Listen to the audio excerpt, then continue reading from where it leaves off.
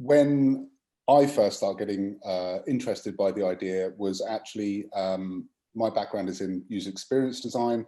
And I was driving to work very, very early one day, and I was listening to Farming Today on the radio. And there was a program about the Oxford Farming Conference, and a big tractor company was talking about the future of farming.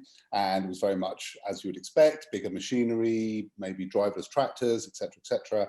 I didn't really think anything of it. But then the next chap who spoke was a professor from a university in the northwest of England, who basically said that everything that the previous speaker had said was rubbish, and that the way that food was produced, particularly cereal crops, arable crops, had stopped working. And rather than going big and mass production and looking at food as an industrial process, we needed to go small and look at how you can use small, lightweight, precise vehicles to be able to, one, produce more food, but use less inputs, very, very precisely applied or not at all, and so have a much more sustainable system.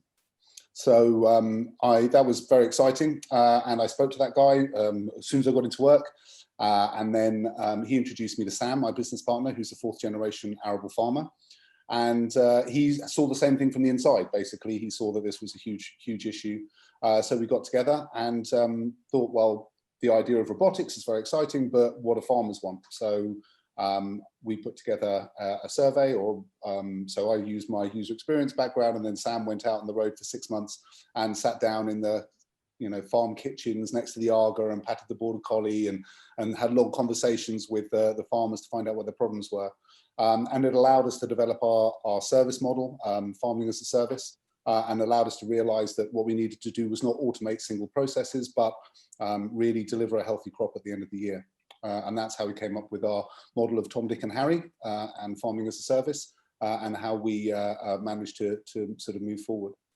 But on the funding side, I think that it starts with pain. So we went for our first seed round of funding.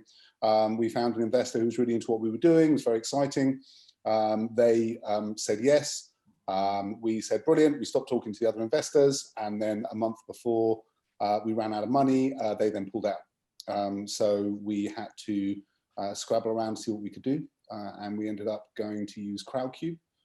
And we were very lucky that we had generated quite a lot of interest. We'd had some interesting newspaper articles, some people who are interested in us, and sort of piggybacked on the back of that, and raised our first round purely on Crowdcube. And a lot of those were farmers. So of the farmers we spoke to, 20 prepaid for our service. We had, I think, 150 farmers invest in us first time. And then the next time we went round for funding, we raised about $1 million that time, and then the next time we went around for funding, we just went straight back out to Crowdcube again, didn't bother looking at sort of industry investors. One approached us actually, a sort of early stage, we raised $4 million off the back of that.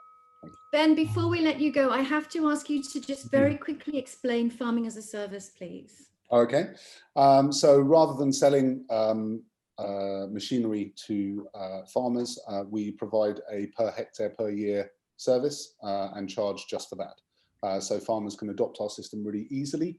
They can trial it on a field or a particular sort of area, find out if it works, and if it does, they can then expand it across the rest of their farm. It means it's very easy for them to adopt, and obviously much harder for them to move away from, because we don't provide any machinery for them to use. We deliver it and then take it away at the end of the day.